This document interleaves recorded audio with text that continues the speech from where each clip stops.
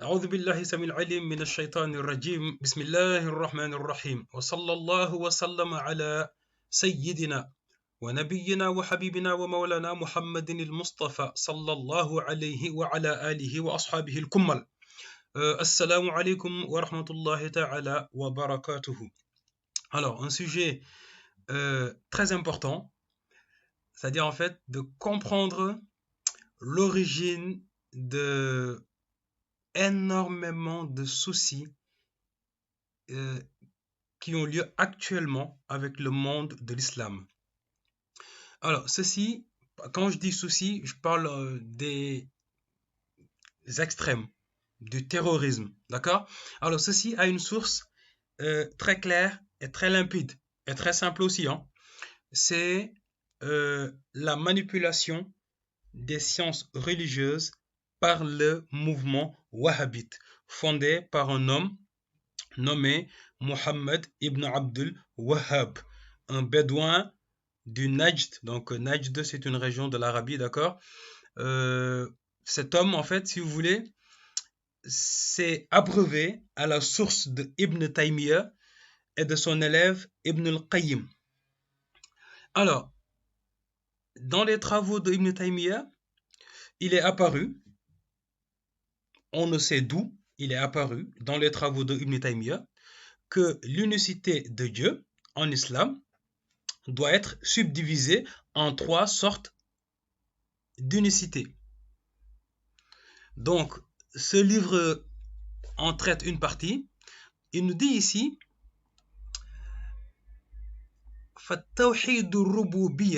donc l'unicité de la seigneurie, donc ça vient du terme Rabb.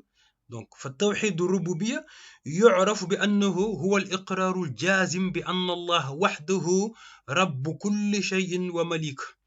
Donc il nous dit que l'unicité de la seigneurie, c'est d'avoir la reconnaissance ferme que Allah, il est le seul Seigneur de toutes choses et son possesseur. D'accord? Et il en est le roi.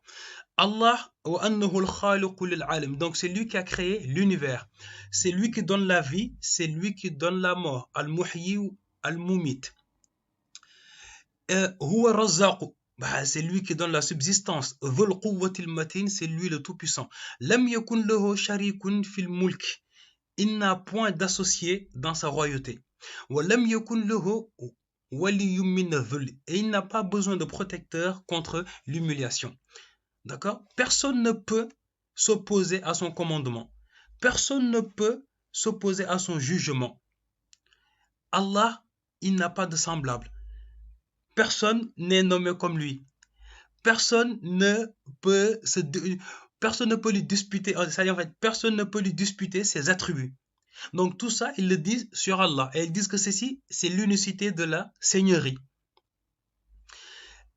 Et ensuite, ils disent qu'il y a un autre type donc d'unicité qu'on appelle Tawhidul Uluhiyya, donc l'unicité de l'adoration. L'unicité de l'adoration, parce qu'ils la définissent, ils nous disent que Huwa ifradullahi bi af'alil ibad. Donc ça veut dire que les actes des serviteurs ne sont destinés qu'à Allah. Wa huwa ifradullahi fil ibadah. Et donc Allah est le seul qu'on recherche dans l'adoration. Bon. Donc, c'est-à-dire qu'ils font la différence entre l'unicité de la seigneurie, donc reconnaître qu'Allah, il est le tout-puissant, il est l'unique, il est le créateur de l'univers, c'est lui qu'on doit adorer, il n'a pas de semblable. Et, dans un deuxième temps, dire que les serviteurs ne doivent adorer que lui. Est-ce que si on reconnaît que Allah, il est unique, il est seul, il est puissant, il est le créateur de l'univers, c'est lui qui a créé toutes choses, c'est lui qui est le maître de toutes choses, c'est lui qui est possesseur de toutes choses, est-ce qu'on doute sur le fait qu'il est le seul qu'on doit adorer? Ben non. Ibn Taymiyyah, comment est-ce qu'il a subdivisé cela? Et Ibn Abdul Wahhab en a tiré des enseignements. C'est ce qu'ils nous ont dit. Il y a trois sortes d'unicité. Donc l'unicité de la seigneurie, Tawhid al-Rububiyyah, l'unicité de l'adoration, Tawhid al-Uluhiyyah, et l'unicité des noms et attributs, qu'ils appellent Tawhidu Asma wa Sifat. Vous voyez? Donc là, il dit que toujours l'unicité d'adoration, c'est que toutes les sortes d'actes d'adoration, que ce soit apparents ou cachés, que ce soit des paroles ou des actes, ok, ne sont destinés qu'à Allah. Ça, il n'y a pas de différence entre l'unicité de la Seigneurie et l'unicité d'adoration.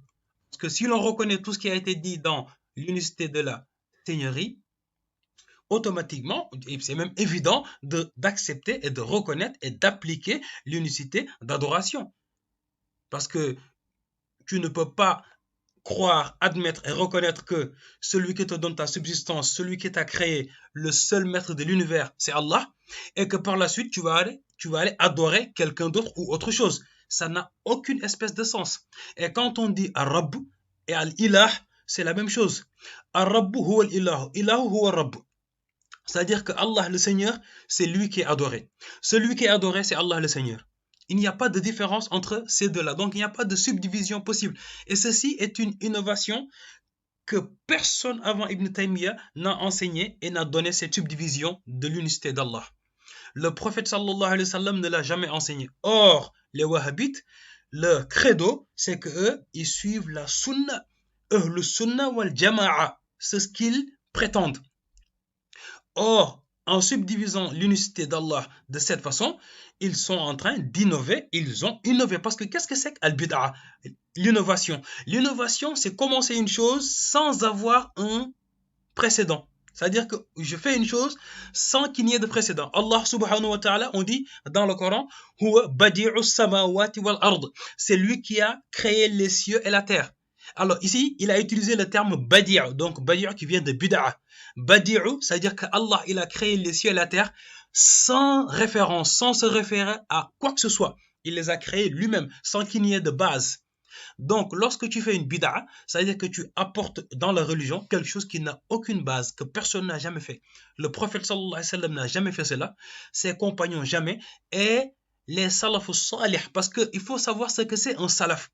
Quand on dit salaf, salaf, salaf, ce ne sont pas les gens de notre siècle-là, des gens qui vivent avec nous en ce moment, qui sont des salafs. Non. Lorsqu'on dit salaf, ce sont les musulmans des 3 premiers siècles de l'islam. Et ceci, c'est un hadith du prophète sallallahu alayhi wa sallam qui nous l'enseigne. Parce que le prophète, il dit dans un hadith, Khayrul quruni qarni. Le prophète sallallahu alayhi wa sallam, il a dit que la meilleure des époques est son époque à lui. Donc le premier siècle de l'islam. Il dit ensuite ceux qui ont suivi cela, donc le deuxième siècle. Et le troisième siècle. Donc voici pour ça que en science on dit que as-salaf salih, ce sont les 3 premiers siècles de l'islam. À part ça, c'est fini, on n'appelle pas d'autres personnes salaf salih. Ceux qui viennent par la suite sont appelés des khalaf, ceux qui sont venus après les salaf. Donc ça, c'était une mise au point à faire. Très importante. Maintenant, pour parler rapidement de cet homme, Mohammed ibn Abdul Wahhab, qui est-ce? Vous savez, je pense qu'un être humain, un membre de sa famille, est le mieux placé pour pouvoir le connaître, pour savoir dire qui il est. Alors, ce livre-là, qui est affiché à l'écran, s'appelle As-Sawa'iqul Ilahiyya, les tonnerres divines. Ok? Fi raddi ala al-Wahhabiyya, les tonnerres. Donc les tonnerres divins qui viennent en réponse au wahhabisme. Qui est-ce qu'il a écrit? Ta'lif al-Sheikh Sulayman ibn Sheikh Abdul Wahhab. Donc ça, Sheikh Sulayman, il est le fils de Abdul Wahhab. C'est le frère du fondateur du wahhabisme. Qu'est-ce qu'il nous dit à la page 99? Donc on va à la page 99. Ce monsieur nous parle de son frère.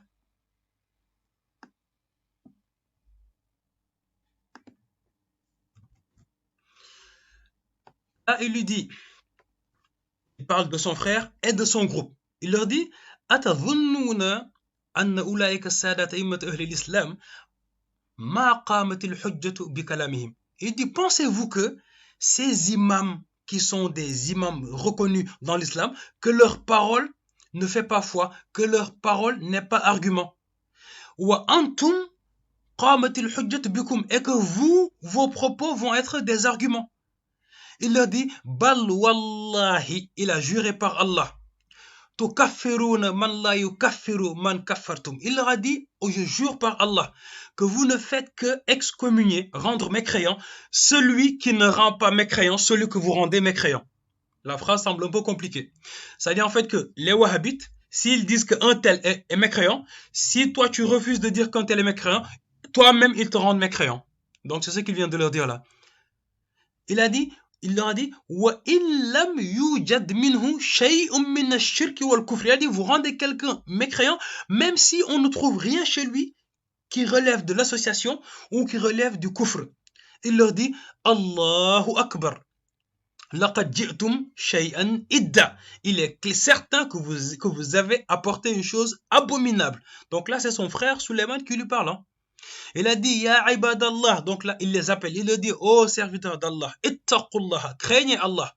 Khafu idhan al-batsh shadid. Craignez le châtiment terrible d'Allah. Laqad adhaytumul mu'minina wal mu'minat. Vous avez porté préjudice, causé préjudice aux musulmans et aux musulmanes. Or, le verset du Coran dit, Innal ladhina yarmuna al-mu'minina wal mu'minat bighayri maktasabu. Il leur a dit que ceux qui causent préjudice aux musulmans et aux musulmanes sans qu'ils n'aient fauté, certes ces gens-là en fait, si vous voulez, ont accumulé un péché très clair.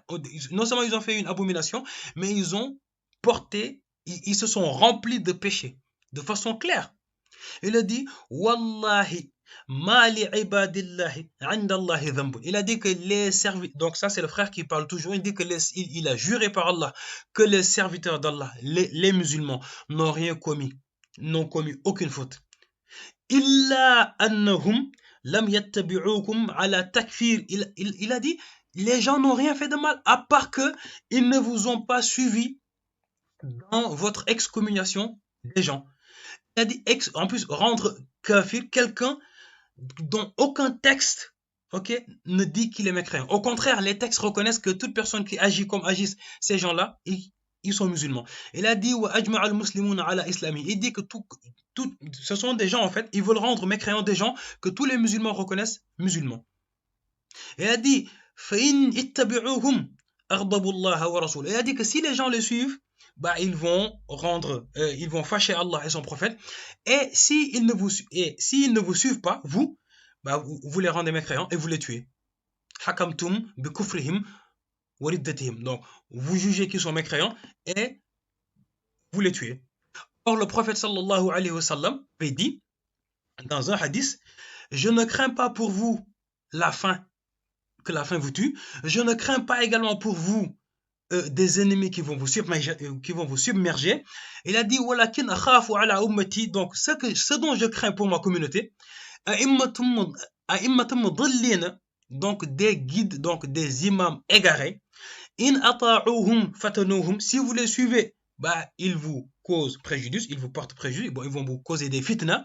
Et si vous ne les suivez pas, ils vous tuent. Wa in asawhum qataluhum. Et c'est exactement en fait Sulayman ce qu'il est en train de dire sur son frère Ibn Abdul Wahhab, ce qu'il est en train de faire avec les musulmans. Et donc, lorsqu'ils ont dit que l'unicité de Dieu, c'est seigneurie, adoration et asma ou sifat, lorsqu'on n'entre pas dans ce cadre-là, lorsqu'ils estiment que l'un des trois types d'unicité n'est pas respecté, ils vous tuent, ils vous traitent de mécréants. Et voici le chemin dans lequel s'est engouffré Daesh. Donc, le mouvement Daesh, les terroristes qui sont connus dans le monde, voici cette philosophie qu'ils ont utilisée pour tuer des musulmans, pour agresser des musulmans, pour voler des musulmans et les traiter de mécréants. Et voici ce qu'ils ont utilisé. Ce sont ces arguments-là, justement. Et d'ailleurs, les wahhabites eux-mêmes reconnaissent que Daesh est un mouvement wahhabite. Il y a l'imam de la Mecque qui l'a reconnu. Je peux mettre la vidéo après, plus tard, Inch'Allah. Donc voici en gros pour dire que voici le danger du wahhabisme. Et c'est cet esprit qui est toujours en train de continuer.